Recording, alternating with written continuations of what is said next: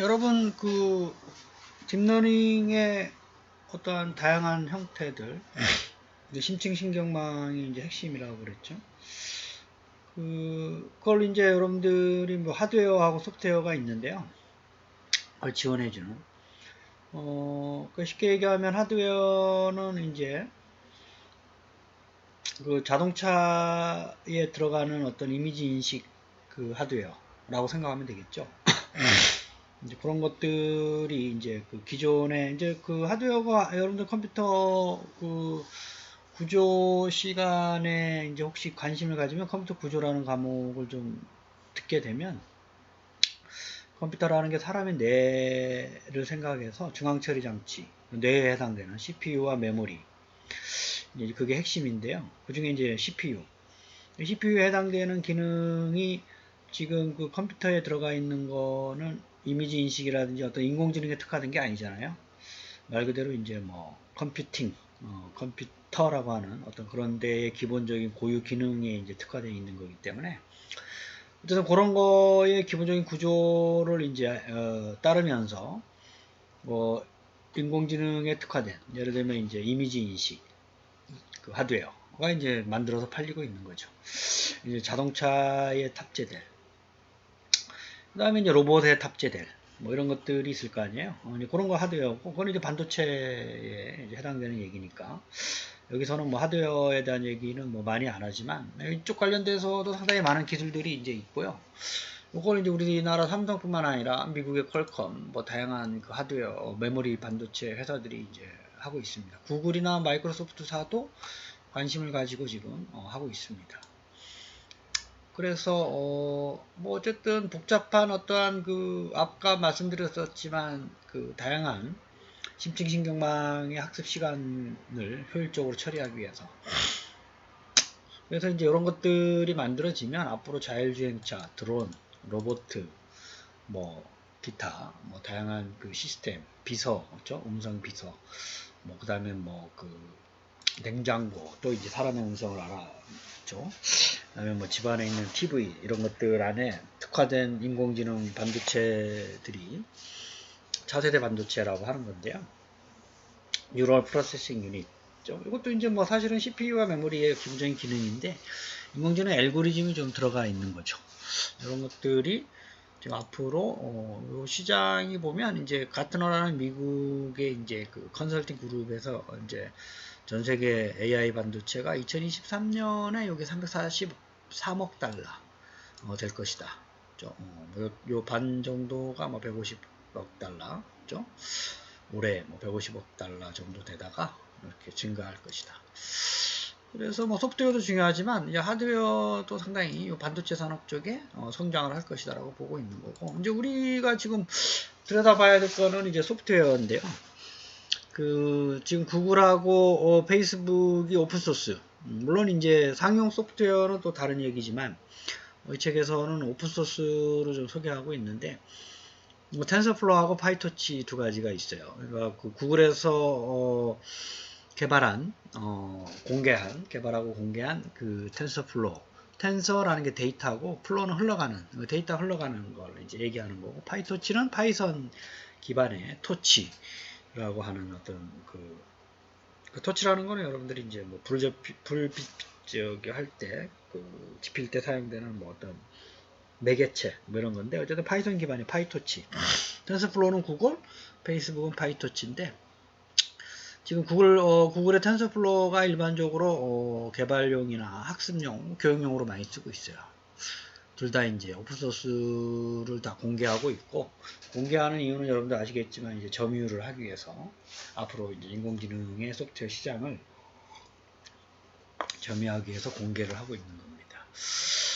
그래서 이게 이제 브레인 팀에서 이제 한 건데요. 그 텐서플로우는 간단한 거는 물론 이제 그 기본적인 거는 tensorflow.org를 다운로드해서 그 수행할 수도 있고, 또는 이제 그 어떤 형태로 할 수가 있냐면, 여기 이제 그 구글의 드라이브를 여러분들 들어가실 수 있어요. 무료로. 그런 경우 새로 만들기에 가보면 더보기에 보면 구글 콜라보레이터라는 게 있어요. 이게 간단한 몇 가지 라이브러리 가지고 텐서플로우를 실습을 할 수 있어요. 지금은 이제 텐서플로우 자체는 개발은 C++로 했지만 여기서 사용되는 자바라든지 파이썬 코드를 이제 인지를 해줘요. 여기서 이제 되는 거고, 제가 몇 가지 예전에 만들었었던 게 있는데요. 요게 보면 여기 내 드라이브에 가보면 요게 이제 폴더가 새로 생겨가지고 이런 것들이 제가 했던 건데, 이제 그 예전에 학생들한테 코카콜라와 그 펩시콜라의 그 내년 점유율 예측하는 기존의 학습 데이터 가지고, 요게 이제 마코프라는 사람이 만든 모델, 뭐 이런 식으로 쓰는 겁니다. 여러분들은 뭐 교양 수업이니까 뭐 이런 거를 이제 혹시 이제 나중에 관심을 가지면, 이게 이제 파이썬 기반의 이제 문법인데요. 그래서 이제 학습을 이제 이렇게 뭐 몇 개 데이터를 시키고, 요게 이제 펩시콜라, 코카콜라의 점유율, 펩시콜라의 점유율 학습을 시키고, 이제 내년에 쭉 가서 이제 요게 이제 학습하는 거 F4라고 그러는데, 그 학습하는 시간이 길어지면 길어질수록 정확하지만 어느 정도 되면 수렴하기 때문에 상당히 좀 의미는 없지만, 그래서 이제 이게 아마 0.6, 0.4에서 안 변하죠. 이게 학습의 기간이 이제 많아질수록. 그래서 이제 뭐 내년에 그 코카콜라 60%, 펩시콜라가 40%가 될 거다.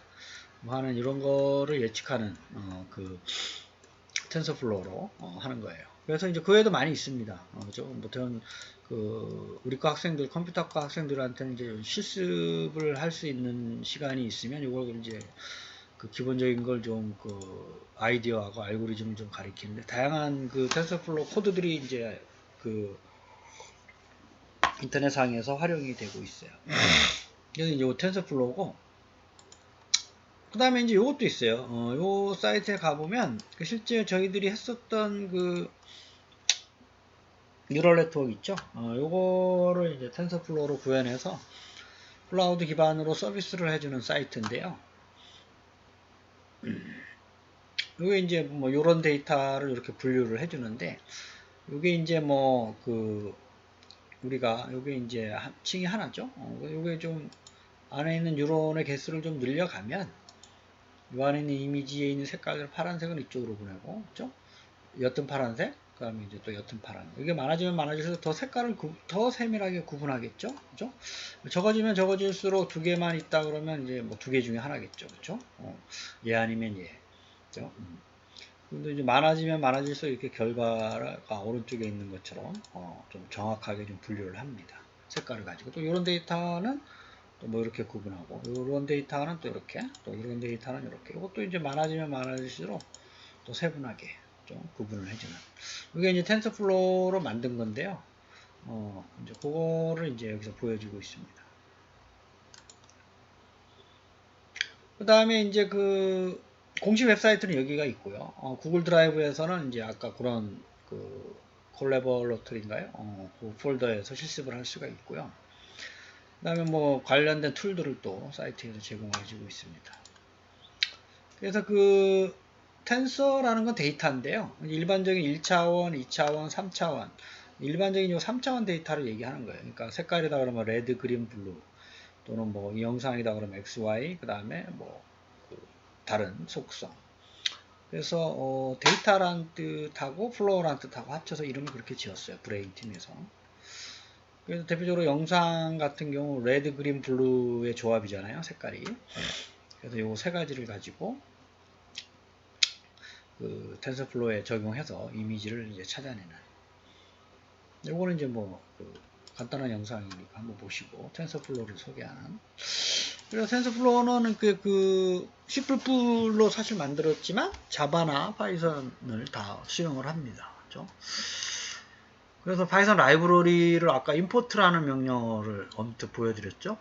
이제 라이브러리를 그냥 임포트 하기만 하면 상당히 많은 기능들을 새로 구현 안 하고 쓸 수가 있어요. 물론 이제 새로운 기능을 넣어서 여러분들이 이제 할 수도 있어요.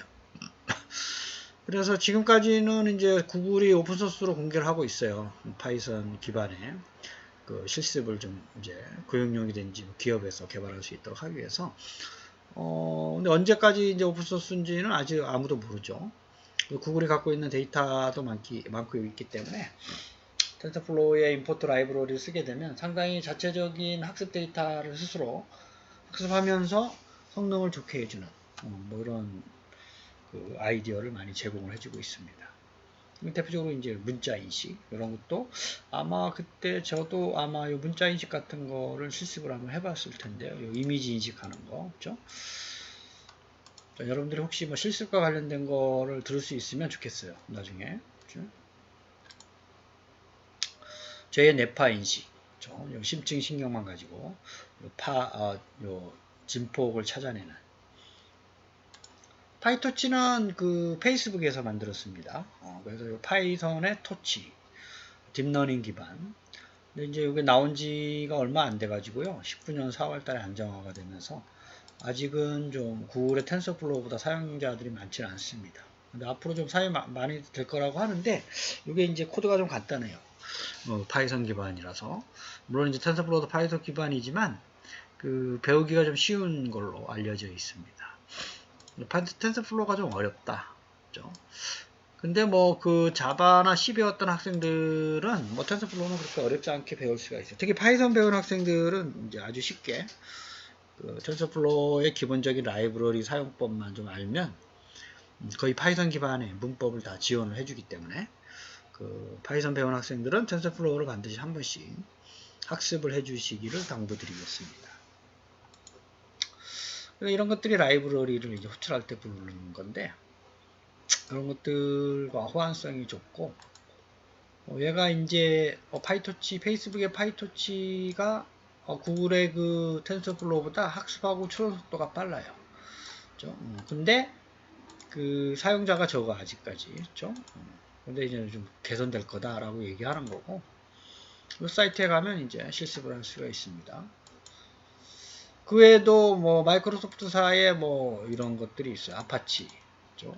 아마존 웹 서비스도 근데 이게 좀 유료라서 근데 이제 이게 이제 상당히 그 데이터의 분석 요거에 지금 그 근데 아파치 재단이라고 하는데요. 아마존에서도 이제 관여하고 있는데 요게 그 AWS라서 아마존 웹 서비스 이게 빅데이터 분석뿐만 아니라 텐서플로우나 뭐 이런 거에서 제공되는 기능 외에도 상당히 많은 고급 기능들을 제공을 해줘요. 서버 기능, 그렇죠? 그 다음에 대시보드 기능, 빅데이터 분석, 다양한.